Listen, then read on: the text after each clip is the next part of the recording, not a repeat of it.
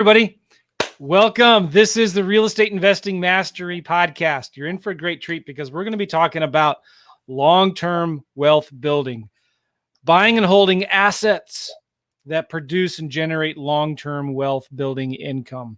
And so Josh Cantwell is our guest today on this podcast. He's been doing this stuff for a long, long time. I'm really glad he's here. I first want to give you two different announcements real quick. Number one, this podcast is brought to you by my new book. Look at this thing, baby. Yeah. REI Secrets, Daily Nuggets of Real Estate Investing Wisdom. And this bad boy is thick. It's like an inch thick, Josh. Nice. I worked so hard on my last book and I got it in and it was only a quarter of an inch thick. And I thought, man, I'm going to go big this time.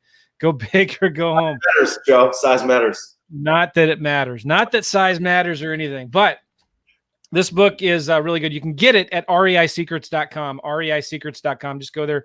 Shipping, it's free. Just pay shipping and handling, and we'll send it out to you. The second thing I want to tell you to do, go to iTunes right now, subscribe to this podcast, and leave a review, please.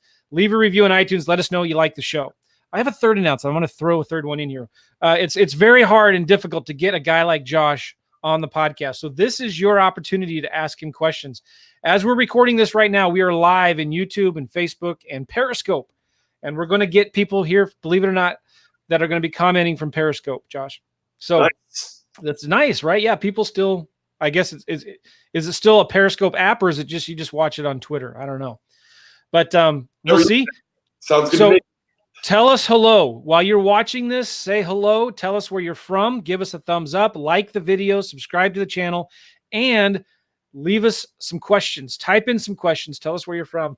And I will make sure that Josh gets all your questions answered. On this podcast, we're going to be talking about buying and holding long-term assets for generational wealth building. Okay, this is something that we're all aspiring to, and Josh is ahead of the curve. I wanted to get him on this show to just talk about some of the powerful things that he's doing. So good. You ready? Josh, how are you, man? I'm fantastic, Joe. Thanks for having me on. I'm excited to be here and looking forward to this, my friend. So always a fun discussion. And man, you and I go back probably 10 years, so it's good to reconnect. Hey, and kind of get caught up on what you're doing. Love the new book and talk about Isn't it cool? Long-term wealth, man, for sure. So we've had you on the show before. We've talked in the past about funding for deals, fix and flips, and you've been transitioning into bigger and bigger deals, which is so cool. So talk about what's been going on for you the last couple of years. Yeah. And how has your business shifted and changed? Yeah. So, coming out of my surgery, I'm a pancreatic cancer survivor. And if you heard our previous episodes with Joe, we talked a lot about that. Yeah. That was in 2011. So I'm going on 8 years cancer free, which is awesome. But Congratulations. Thank you. Yeah. Coming out of that surgery, I realized I had made not a huge mistake, but really a cash flow mistake. I did not have a lot of recurring cash flow. So I was primarily a wholesaler. It was very transactional. And I had bought a few properties when I was sick. And all of a sudden, I realized that I could control the asset if I controlled the funding. So I got really good at raising private money. And we did lots and lots and lots of big rehab flips, made tons of money. And then my investors that were working with me, said, hey, Josh, what else do you have to invest in? So we created a fund and we started lending to investors. And then my investors said, hey, Josh, what else do you have? Because we're happy with that. What else do you got? And so we started investing in value-add apartments and self-storage. And really, it's been a transition. So one of the first things that I would tell your audience, Joe, is no matter where you're at on the spectrum of real estate, new, intermediate, advanced, or even institutional, that things very rarely stay the same for very long. I remember my mom telling me years ago, she felt like she was married to my dad, a different man every 5 years because things change. And I almost feel like real estate, I'm kind of married to real estate and it's been different every 5 years, right? So today we're focused on owning assets long-term because we've done flips, we've done lease options, which are great. We've done wholesaling and rehabbing and rentals. And, people trust us with their money. We manage about $32 million of private capital. And we've started investing in some massive apartment buildings. And really, if I could look back, Joe, that's really what I wanted when I started this journey 12 years ago. I got in this for cash flow, for long-term wealth, and the need for income took me down a certain path. And then I got sick, and then I went down another path for income. And today we've kind of planted our flag in the ground and said, we're only going to invest for the long term. We're only going to invest for long-term equity. That's where people become super rich, super wealthy. That's what we're doing. And we've made huge progress on that in the last couple of years. Well, good for you. Congratulations. $32 million that you're managing right now in private capital. Right. That's money you've raised. It's money I've personally raised from real private lenders. It's not any institutional money. It's no money from companies like Lending Home or Finance of America. Because I hear people say, well, I have a private lender, and the private lender is like some company, right, that does professional private lending. I do professional private lending through my company, Freeland. But when I'm talking about the 32 million that we've raised and managed has been from regular people, from doctors and attorneys and salespeople and retired folks. And we've gotten really good at developing relationships and presenting on how to invest their private money, and people trust us. And, we raise now, it can be anywhere from $500,000 to $3 or $4 million per month of new capital every single month. That's amazing. And I remember the last time we had you on the podcast, you talked a lot about the regulations that are required. Sure. Not just any Tom, Dick, and Harry can go out and raise private money. You got to be super careful, do it the right way. Have things changed over the last few years? Has it gotten easier or harder to raise money?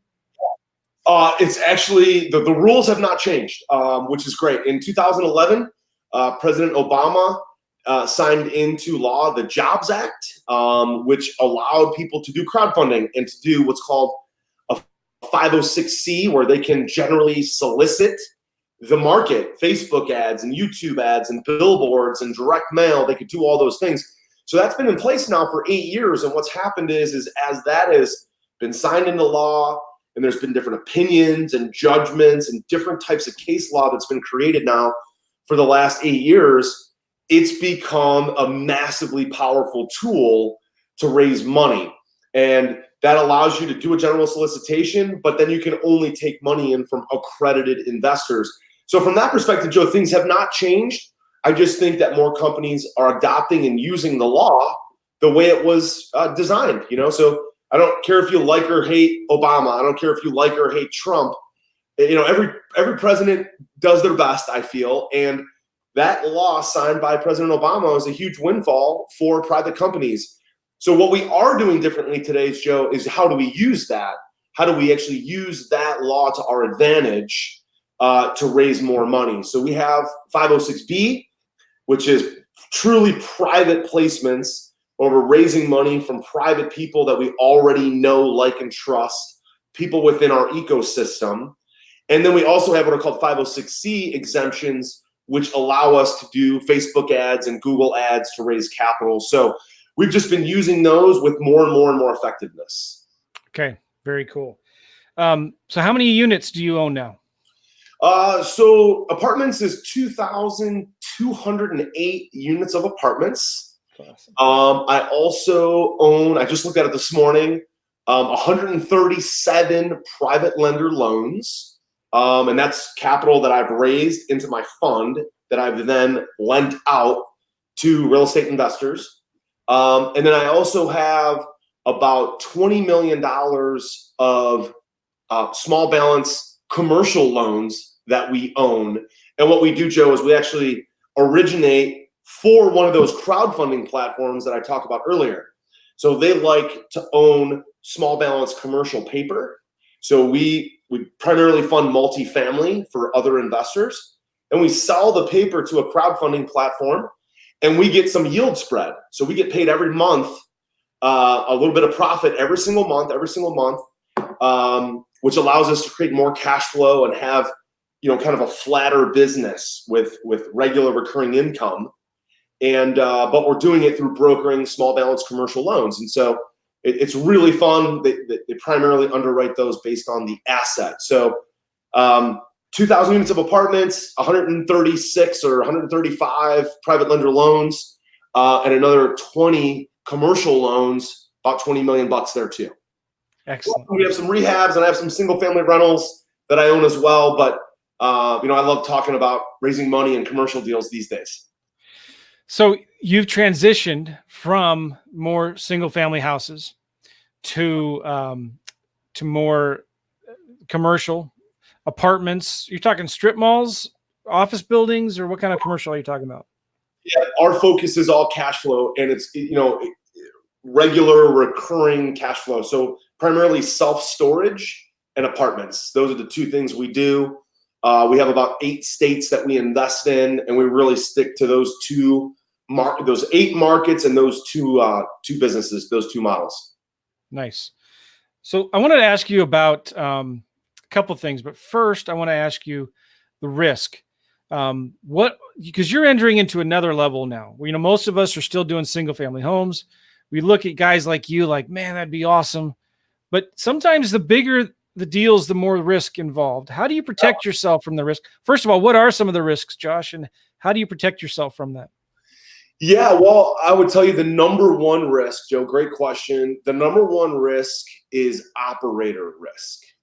Okay. And what I mean by that is in commercial deals, there's typically one guy or gal who's the boots on the ground that's actually managing the asset that goes to the property every day, every week.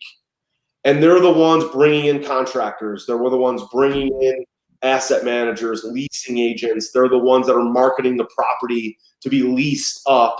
And that operator by far is the biggest risk, because what I say is operators are the ones that make pro formas become profits. Okay. So when we buy an apartment deal, or we joint venture, or we raise money, or we sponsor a deal, often we're investing with someone else who's the operator. Now I have a lot of deals where I'm the operator too, but I'm not worried about my own ability to manage my own buildings, right? So yeah. What I'm worried about though is investing with other people. So that's the number one thing, because that person's got to know things like how to brand buildings, how to change out signage. You're getting into the dirt here, like how to make sure that lease agreements can be signed and effectively implemented, make sure that, evictions are done properly, changing locks, painting units, lease turnovers. Those are all things that come to back-end management. What's even more risky with the operator is the acquisition. Typically, these properties need some value-add improvements. They need some renovations, some new construction, some fix-ups. That budget can be hundreds of thousands, if not millions of dollars. So there's a big, wide opportunity for mistakes. So the number one risk is operator risk. So we look for things like, does the operator have skin in the game? Does the operator have experience? What kind of licensing and permits and all those bonding do they have? Can they show us a resume of deals they've done in the past? It's really, really important, because if the operator drops the ball, the whole deal can go poof like that in a hurry. Okay, good. So just as important as the deal itself is the operator bringing you the deal. Oh yeah. I've passed on some smoking deals where I thought the operator wasn't going to be able to get the job done. And so the deals that I'm looking at now, I'm looking at okay, what log of rehab work does my team currently have? And can we successfully take on another 100 units or 200 units or 500 units? I'm not going to go buy that asset, even if it's available. I'm not going to go buy the asset if my team's not ready to be the operator and to be the boots on the ground and, again, make the pro forma become profits. It's hugely important. So, I say there's basically 3 tracks, Joe. There's 3 locomotives going down 3 separate tracks at the exact same time. And my job as the CEO and as an investor, I have to look at those 3 things. So one is money. I've got to make sure I'm raising a certain amount of money. The second is deal flow. I've got to match up the deal flow with the money. But then I've got to make sure the back end contractor, the boots on the ground, the operator can handle the deal flow, right? So I look at a lot of data and metrics to make sure that we can pull all three of them off simultaneously. It sounds to me like you went from houses to huge apartment deals in like, I know it took you a long time to transition into that, but it seems like overnight. But you've been planning this, kind of thinking about this for a long, long time. What was that transition like? How did you get into not doing as many houses, more bigger deals? And some people look at that and are a little intimidated. They're thinking, man, I can't do that. I'm struggling to find a good deal to wholesale. What was your transition like into that? So I think it was a couple things. One, I was very comfortable doing single family to the point where it wasn't pushing me anymore to be any better. I wasn't passionate for it because I didn't feel like it was challenging me as much. That was one reason.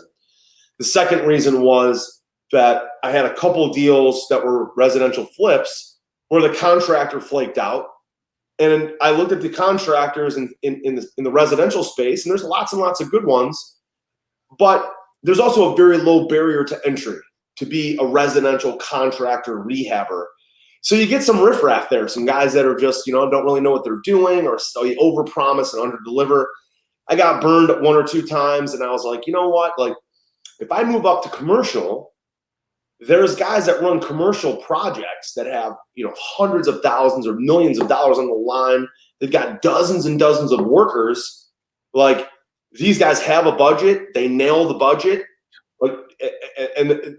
Trust me, there's less guys doing that, but a lot of guys that are so good at it, they're easier to find than a good single family rehabber. That was the second reason. Third reason was my investors. My investors have been pushing me, saying, Josh, we're getting a great return in your fund. We're getting a great return on these rehabs. We're getting a great return on our private lender loans. But I don't really want to put another $250,000 with you in that. I've already got $500,000, or I've got $400,000. I've got $200,000. What else do you have? And so it's a combination of those couple things, just kind of all lining up. The moons of my universe kind of lined up. It wasn't something, frankly, that I had like forecasted and planned and said, hey, I'm going to do this on this particular day. It was more like, hey, these things are all aligning. The world is pushing me in a certain direction. Like, I've got to listen to the marketplace. And I went with where the market was telling me to go. Did you start off big? Did you go like huge apartment buildings, or were you starting small with like little multifamilies, 3-4 doors, Well, what I decided to do is to, because I control and have raised so much private money, I decided to joint venture with some existing guys that already had experience, that were existing operators, that already had a track record, and do my first couple deals with those guys where I could do the underwriting, we could do the due diligence, we could bring capital to the deal, we could also bring our expertise of raising money and the 506B and the 506C exemptions and regulations, help navigate that. And so I went that route first. So I could essentially be a passive investor and watch how other guys operate. I did that. So first big apartment deal we closed was a 730 unit. First deal, right? That's awesome. The next one we closed was 407 units. Then a 216 unit, then another 200 unit. But the key to this, I want everybody to understand, you guys, is Josh JV'd. He partnered with somebody. Now, I'm not talking about. I'm assuming. I'm just assuming what you're saying here. You didn't create a new business with somebody else. You found somebody else that was already doing it, and you said, "Hey, let's partner on some deals." That's right. Right. That's right. And what's cool about in the commercial world, it's a normal structure, Joe, where I don't have to get married to a joint venture partner on every deal. Like, we don't have to create a joint LLC together and be married to each other on every deal we do. The deals are so big, you can get married on one deal, right? We do one deal together and we see how it's going, and we all invest in that new LLC. So we call it a SPE LLC, Special Purpose Entity LLC. We invest in that one. I own a piece of equity. Somebody else owns equity. Somebody else owns equity. The investors, past investors, own equity. And we're in that deal together for the long haul. But then the next deal is different. The next deal is cut up differently. It looks and feels and smells different. So the joint venture on the next deal is different than the first one, and so on and so forth. So yeah. Now moving forward, Going into 2020, primarily we'll be doing our own deals, right? So we've accumulated all these units and we've joint ventured with a number of different guys. Going into next year, we'll be primarily doing our own deals, and we'll still be joint venturing with other guys as well, because now we have a really good feel for deals, how they're structured, how to find them, how to manage the asset, how to stabilize them, et cetera, et cetera. So I've learned as I've gone, because of people trust me with their capital. Have you found it's more difficult, confusing, complicated doing multifamilies than single family houses? No. Or is it just more zeros? That's the only real difference. Yeah, it's more zeros for sure. And frankly, it's so exciting because, I guess if you look at a single family home, if you've got one tenant and you've got a mortgage, if your tenant leaves, your tenant, decides they want to leave at the end of their 12-month lease, then your income is gone for that month or 2 or 3 months until you fill the unit. In a commercial deal, if you have about 70% occupancy, you've typically got enough cash coming in to cover all the expenses and all the debt service. The other 30% of the rents are all profit typically. That's kind of a good rule of thumb. So I looked at commercial deals to actually, frankly, be less risk as I learned more and studied it and invested in a bunch of deals over the last 18 months. Because if I've got 82% occupancy, it sounds like, wow, you have 18% vacancy. That sounds like a lot. But I'm still covering my nut and making a profit every month.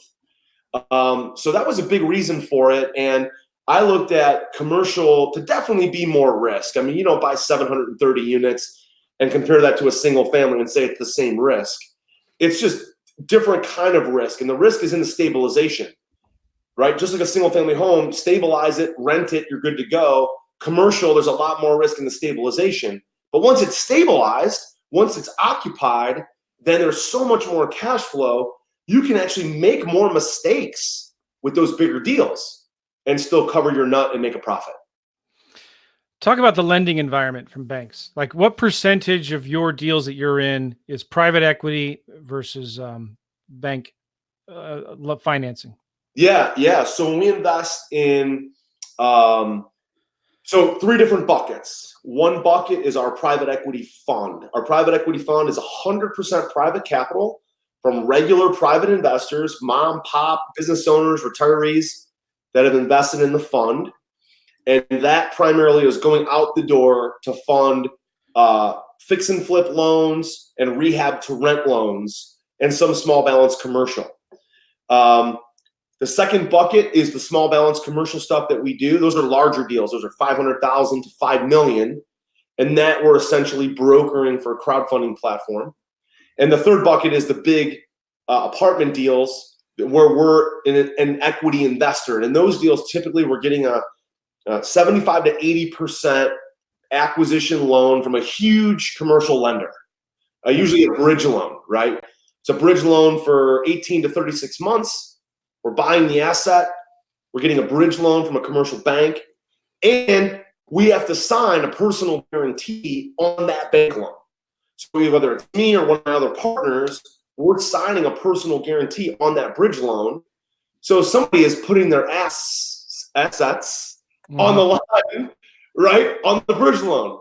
And then the other 20% of the down payment roughly is coming from private investors that are getting a preferred return and they're getting equity in the deal. So that's how those are split up. How are you looking at the market direction and the economy? It doesn't matter whether you're pro-Trump or not, but what if the lending environment changes and shifts over the next 3 to 5 years and it becomes harder to refinance out of those bridge loans? Mm-hmm. Or, are you trying to get as quickly into a longer term 15, 20, 30 year mortgage as quickly as possible? Is that the goal? Yeah, for sure, Joe, no doubt. We're trying to basically stabilize the buildings within a year to 18 to 24 months, and then refinance into permanent financing with an agency, Fannie Mae, Freddie Mac, HUD, some life insurance money, stuff like that. And we're trying to get to stabilization as fast as possible. And the goal is, like we talked about at the beginning, the goal is hold those assets for the long haul, 10 years, 20 years or more, because that's where appreciation, depreciation, principal pay down, that's where that becomes, hugely effective. I mean, right now, if you look at the whole portfolio, we're paying down every single month over $200,000 to $300,000 per month of principal pay down per month. And so every month, the investors are getting more. Myself, my partners, our investors are all getting more and more equity every single month, to the tune of millions of dollars a year. So, which will make it easier to get the financing, permanent financing. Yes, exactly. And that's the legacy, the long-term wealth that we're talking about. That's the stuff that it makes a difference long-term now versus on a single family. Again, nothing wrong with that. I mean, I played in that space for 10, 12 years. I love that space. Many people start there, but doing commercial deals is really not as big of a leap as many people think. They can jump into a 50 unit, 25 unit, 100 unit. Matter of fact, the bigger the better, because the bigger they are, the less the banker looks at you as a guarantor of the loan. They look at the asset instead of the individual. Very good. Cool. So somebody is they want to make that transition themselves, right? They're flipping houses. They're tired of the adult daycare, of managing rehabs, right? Sure. And they got some good cash flow that covers their expenses from the rentals that they own. They're in a good debt to equity position. They want to start doing bigger deals. I think we answered this before, find somebody to partner with, but what else could they do? What other advice would you give to somebody like that? Yeah, so it's interesting. Some of our most successful wholesalers in the Cleveland market, which is one of the markets that I operate in, Columbus, down in parts of Georgia, parts of North South Carolina.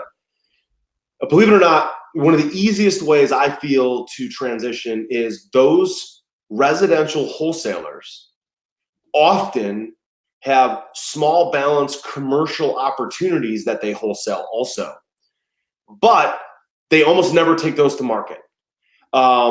It's very much almost like a pocket listing. They've got a $500,000 12-door building, or they've got an $800,000 20-door opportunity, and they've got a small group of buyers that buy that stuff, and nobody ever hears about it because they know it's a big deal. The wholesaler's got potentially a big assignment fee. And so I know the wholesalers in my market, that they're wholesaling either to us or they're wholesaling to a small group of other investors that I know, and I'm either buying the asset or I'm funding it for someone else. So it's very logical for people to start, if they're doing resi deals, they're doing lease options, they're doing rehabs, they're doing wholesaling, and they want to level up to maybe a 10 unit or a 20 unit, is to just go find out who are the biggest wholesalers in town. Because wholesalers know they have a bigger opportunity with these commercial deals, but they also know their group of buyers is now so much smaller because it's a 10-door or a 15-door or a 25-door, so much smaller, it's actually fairly easy to play in that space because there's so much less competition than residential. So I'd start with that. Second thing is on small commercial deals, again, you can see agents, brokers that have, again, pocket listings. A lot of that stuff does not hit the MLS. It does not hit CoStar or LoopNet. Same thing with the really big apartments. None of that stuff ends up on CoStar, LoopNet, or the MLS unless it's a crappy deal, right? If it's a crappy deal, it's already gotten picked over. So those are great places to go. And also commercial loan officers. Mm-hmm. See, commercial loan officers want to get paid, right? So often sellers and the brokers who are the realtors will go to the commercial lenders and say, who do you know that you can get approved for a loan? Let's package this deal up and let's put it in front of that group of buyers, because the wholesalers and the realtors know they want to get, it depends on funding. It depends on somebody getting a commercial loan. So they go to the commercial lenders and say, who do you know that's already in your Rolodex who can qualify for this $1 million 25-unit apartment building? Yeah. So that community is so small and they work so much together You've just got to go to their events. You've got to spend time with them, network with them. I'll give you a perfect example, Joe. Yesterday, literally yesterday, I funded, now this was as a lender, I funded an 89 unit apartment deal for my friend Jack Petrick. Do you know Jack? Have you met Jack? Name sounds familiar, but I don't know. So you got to have Jack on your podcast. He's amazing. His story is awesome. So yesterday I funded an 89 unit for him. We funded $2.7 million. And then he brought about $600,000 of private investor money into the deal. It's about $3.3 million all in. The building's going to be worth $6 million when he's done with it. So smoking deal, right? Well, 4 years ago, I made my first private lender loan through my company Freeland to that same guy, Jack Petrick, for $40,000.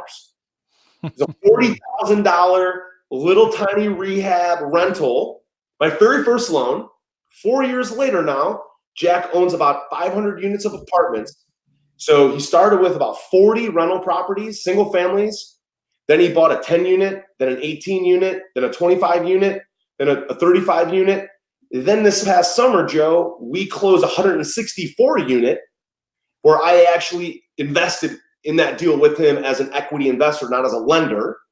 And then yesterday I closed a deal for 89 units as his lender, right? So I've been on both sides of the table, but he started like most people do, doing residential, doing rentals, turnkey rentals. He leveled up just a little bit to a 10 unit, 12 unit, 15 unit, then a 60 unit, 25 unit, then a 164 unit.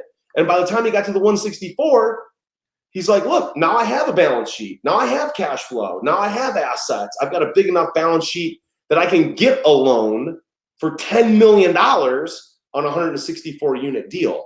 So I would tell your listeners, like, follow the same path that Jack Petrick took, right? And if you're Jack Petrick, one of the key parts is you got to find someone like me who's ready, willing, and has access to capital to be a funding partner or a private lender. Because frankly, I've funded so many deals of Jack's. Jack will tell you, without Josh Cantwell, there's no Jack Petrick, right? And I would say the same thing. Without Jack Petrick, there's no Josh Cantwell, right? So it's a partnership, but you got to have one guy that's an operator and another guy who's, really good at getting capital. So when we're done here, I'll text you, and can you send me his number? You bet. Oh, yeah, that'd be really cool. I know a lot of people listening to this would love to hear that. Josh, we wrap up here. How can people get more information about Freeland Ventures? Sure. And do you teach this stuff? Do you have any education materials, coaching programs that teach people how to get into the bigger and better deals? Yeah, I appreciate that, Joe. So I'll give 3 resources. They're all various websites. So freelandlending.com is our website. You can submit an inquiry there and get pre-approval there for everything from a small, $30,000, $40,000 rental, $30,000, $40,000 rehab, all the way up to a $50 million apartment. We've done them all. And it starts at freelandlending.com. So definitely check us out there and connect with us there. Secondly, I just put my next book out. I've written 10 books. The first 9 were all digital PDFs.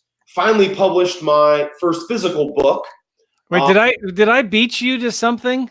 Did I actually beat you to a book? Well, I published mine about 6 months ago. I don't know. When did yours come out? Just now? I published this one over a year ago. Yeah, you beat me. I beat you. Nice. But this one is really small. Nice. That's a good one, though. Small. People they see value even though it's small. Get through it quick. It's a win, right? How do people get your book? What's it called?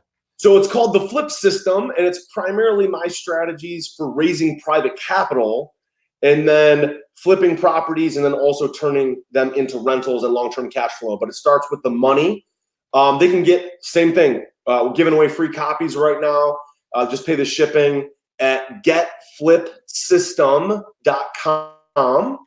And then if somebody's looking for coaching around raising private money, they can go to joshcantwellcoaching.com. And they can apply. We don't work with everybody, but we work with people who are serious about raising money and building a big portfolio of assets. joshcantwellcoaching.com. So there's a couple of resources there, and we'd love to connect with your audience, Joe, for sure. Thanks for asking. Beautiful. So the first one is freelandlending.com if you want to invest some capital with Josh. And Yeah, that's pretty cool. That also is for borrowing, like primarily Yes. borrowers, for people looking for getting funding. Okay. We have a separate website we raise capital from for, it's a 506c offer, so we can do general solicitation. But they can start at freelandlending.com and get my information, reach out to us. I remember when you first started that, and I was getting your newsletters, and I was thinking, man, this is awesome. You were getting out there, making it happen, trying to grow it. You were excited, and I knew you were going to go far with it. So congratulations for that. Thank you. Yeah. So your book, getflipsystem.com, right? Yeah. Getflipsystems.com. And that talks about how to raise the money, right? For these kinds of deals. And then if you want some coaching and one-on-one help with you guys, you and your team, joshcantwellcoaching.com. Very cool. Awesome. Thank you, Josh. It's a pleasure having you on the show. I really appreciate it. I want to wish you the best of success. Absolutely. And, thank you so much for having me on, Joe. It's always great to reconnect. Thanks, man. Do it many times a year. Hopefully I'll see you at an upcoming conference. And yeah, man, as you guys do deals, like let's do something together. Let's have some fun. That's good. Hold on one second. I'm going to end this broadcast. I got a quick question for you. But thanks, everybody. Get the show notes and the links and everything at realestateinvestingmastery.com or reimpodcast.com. And you get the show notes, the transcriptions, watch the video, listen to the audio, whatever you want. You can get it. You get all the show notes at reimpodcast.com. We'll see you guys later. Take care. Bye-bye.